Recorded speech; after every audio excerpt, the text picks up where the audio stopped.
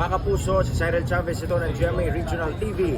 Andito tayo ngayon sa Cagayan de Oro City Memorial Park, ang pinakamalaking sementeryo dito sa Cagayan de Oro City, kung saan ayon sa otoridad as of 10 a.m. ngayong umaga ay umaabot na sa mahigit 3,000 ang mga Cagayano na bumisita ngayong araw na ito dito sa sementeryo.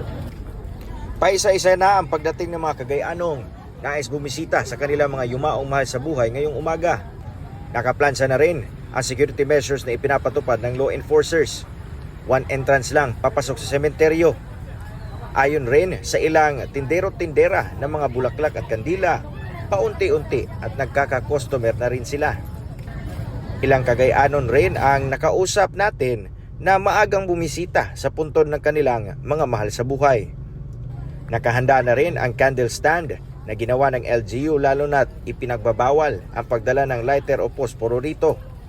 At hanggang tanghali ngayong araw, pinapayagan pa ang pagpasok ng mga sasakyan sa palibot ng sementeryo.